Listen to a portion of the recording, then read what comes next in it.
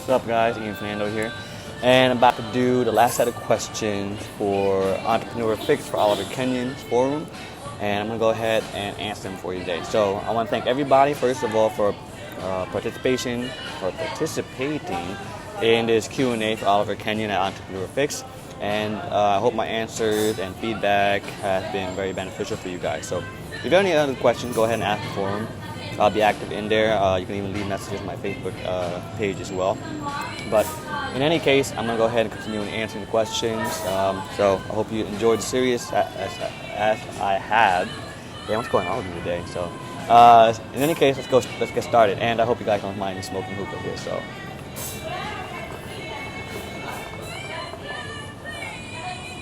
So one question is, how do you get motivated after failure? So when you're down and out and lost everything, how do you get yourself motivated to give it another go? Well, let me tell you this. I've been stressed out when I first started with my third year, and I got so depressed. And because I was losing $1,000 to $7,000 a week for about a month and a half, and I was just so depressed. It was my third year in affiliate marketing, and I couldn't tell myself, like, yo, is this gonna be it for me? Is this gonna be it for my online career? Being still young, and pumping out traffic on Google, and I finally hit a point where I was just losing money consistently, and it really did put me down. It got me depressed. I was so depressed. I was depressed for about 3 months. I didn't want to do anything.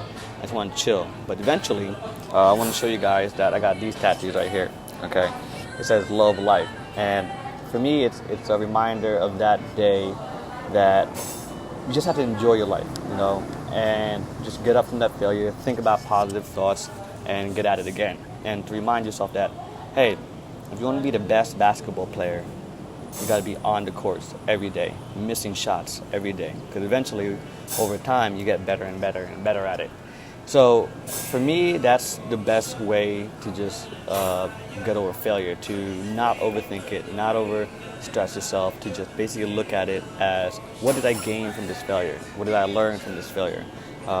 Maybe if I look at my stats more in depth, you just got to keep on going at it, hustle, and grind at it, because if you stop, you're basically resetting yourself. Whereas if you just continue from where you failed, you actually have something to work on, like the information that you worked on, that you've gathered, and such. So there's a lot of stuff that you want to look at. I mean, for me, when I have a rough day, stressful day, bad campaign, I go to the gym. I get my mind totally off the business and focus on what I'm currently doing. Like, if I'm pumping the reps, I want to make sure that iron does not fall on me, so I never think about my business.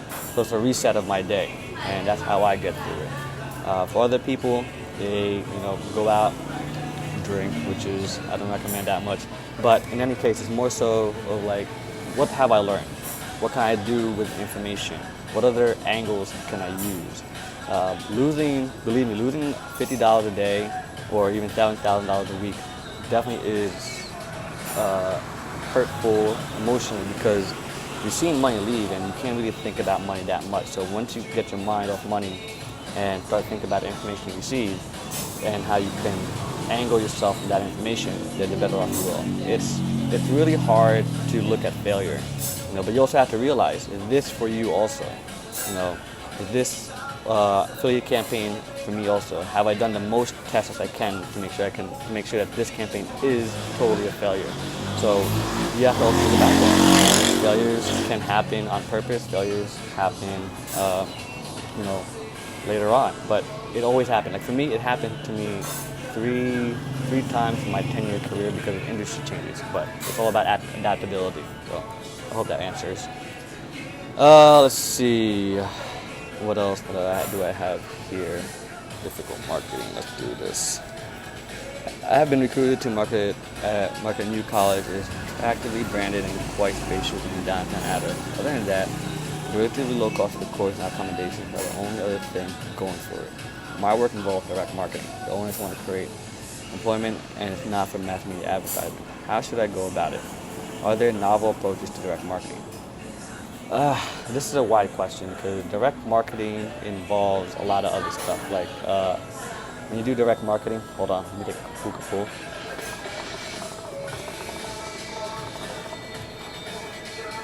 Ooh, that's good. It really depends. Again, direct marketing, I'm in direct marketing, right? I want to make sure every click I'm getting a lead, or try to. My slogan is, if 100 people click, why didn't 100 people convert? So that's how I look at things. Let's dig down. Relative low cost. Of course, employment is not for the mass media.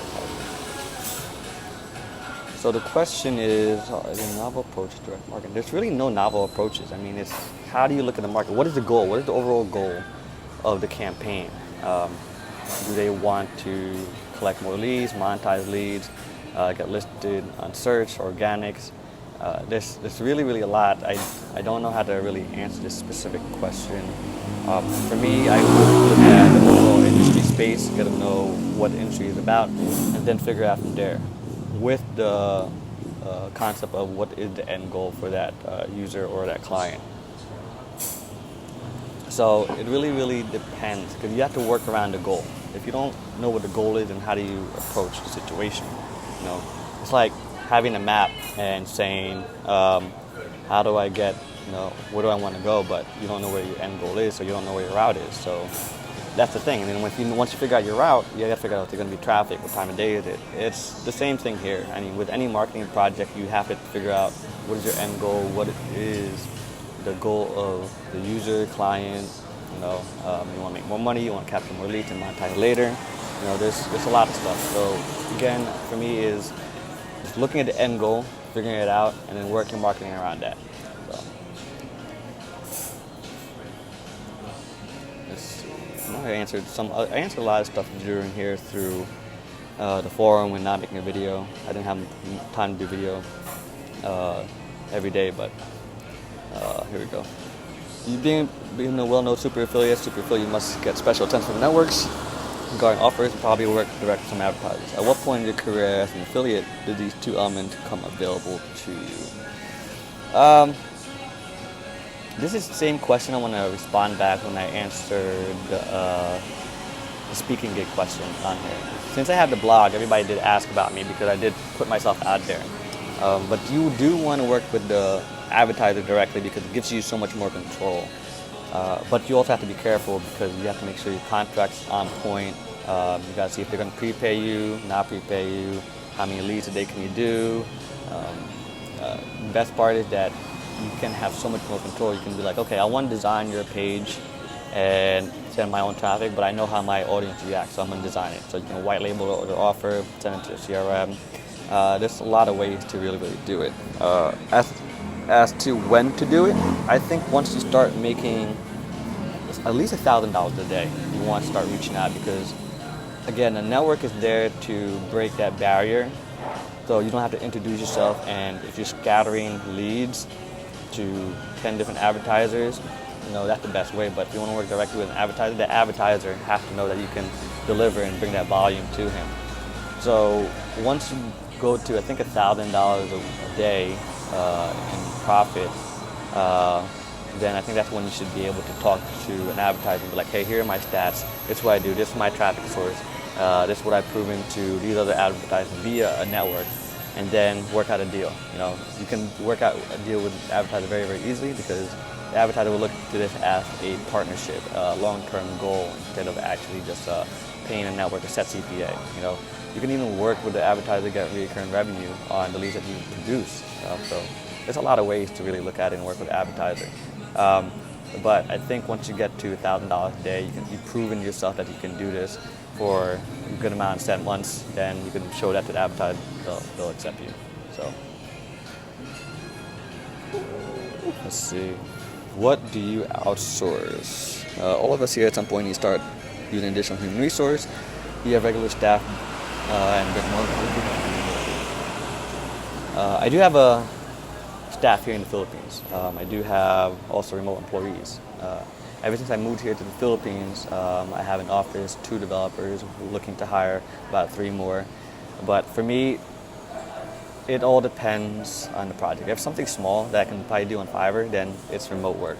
But it's something that I have to explain step by step on what to do, then I need them to be next to me. I need to explain them because they have questions which I can answer.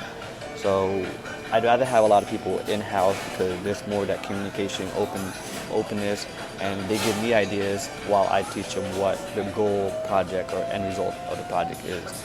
So I'd like to outsource because in the end, I want to be able to only work in my business 2% at a time.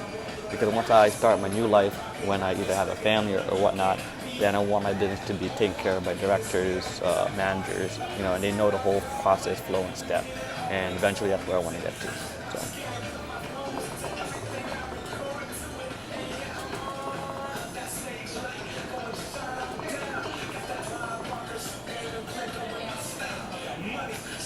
Next question. Do you work constantly or do you take breaks and forget work altogether? Do you work only certain hours a day and have specific time away from work? Please tell how you do work balance.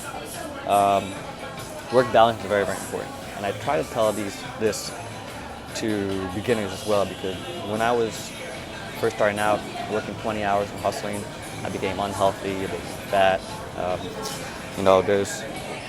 Your body just is not used to it. I lost a lot of social interaction, and you need to have work balance. And for me, work balance, work balance is all about, working a specific amount of hours, getting the end result, and then making sure you give your mind a rest. The most important part is the mind. You definitely have to have that reset of the mind.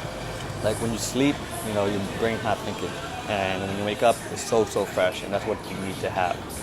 For me, I have a set routine. I wake up in the morning. Fucking bugs out here, man. I wake up in the morning around 7:30, go to the gym, have breakfast, I meditate, and then by 9:30, 10 o'clock when I actually start my day. Then I only work for about 5 hours till 3 o'clock, and then I take a nap. This way, my mind has a reset in the middle of the day, and this allows me to basically wake up again and work again for another 3 hours or 4 hours at night, so I have a fresh mind. This way, I have specific goals in the morning and I have specific goals at night, and that's how I separate it. On the weekends, I try not to work. Sunday is my full day where I try to make it all rest day. Either I'm working on chores or whatnot, but most of the time, I try to keep everything separated as possible. Like you should have a work balance lifestyle because you can't grind all the time. You want to grind for 85 years, 65 years, it's not healthy. And a lot of people think grinding is working 24/7, and I agree. Gary Vaynerchuk talks about it all the time, where for me, I think it's beneficial only when you're starting out. But when you start out, you also got to give yourself that 1 hour break, 2 hour break to reset your mind. The most important part is mind. And if you overwork your mind, then you get stressful for no reason. So I think to achieve it is giving yourself a routine. Giving yourself a routine set in the morning to work at a gym, to meditate, or give yourself a specific time hour. From 10 to 3, I'm only working on my online business. And then I'm going to go play basketball or go cook or hang with friends and then come back at it because you can't do this consistently. And I try to tell the young ones that first starting out, you have to have this. I mean, I understand grinding and whatever you're working, but you have to also understand that you need to have that mindset and set it. So let's see. Let's go one more question here.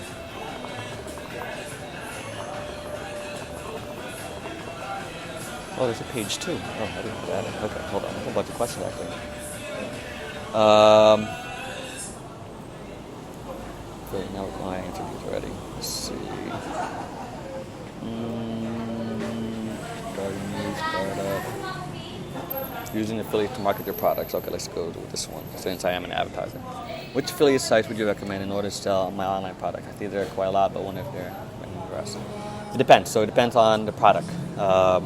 If you're doing ebooks, it's like bank, you might have to do an outreach. If you have a lead gen funnel or a neutral product, then you might want to take a look at the actual true affiliate networks out there, like, I don't know, ClickBooth, Hookah, Nutris, and you just have to talk to them because you got to make sure that they have the traffic for you. And if they don't have the traffic for you, you're wasting time. But you also have to keep that relationship.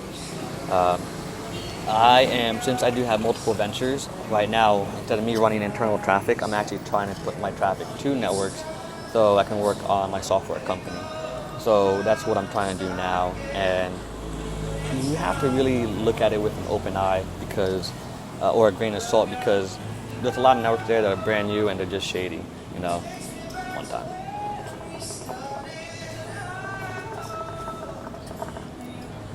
And the fact that they're trustworthy networks, you should probably work with networks that are more than 5 years old. Hookah, ClickBooth, affiliate.com. So there's so many out there. So you just got to do your research. And if you know anybody that's already been using them, then I would take their recommendation as well. There's so many networks that, you can be convoluted. Some might give you bad traffic, while others might give you some really, really good traffic. So it really depends. You just got to do your research. But for me, I have mine on Hookah, ClickBooth, Nutris, and several other ones that I have direct contacts with. So that's it. That's it. I'm on this about 16-minute mark here in this video, so I hope I answered most of your questions. Oliver Kenyon, thank you again for giving me the opportunity to talk to your members. And let me do one more puff for you guys and keep asking questions through my Facebook fan page, through the forums. There's a lot of people that have been contributing as well. You should read those as well. And that's it. So, talk soon, guys.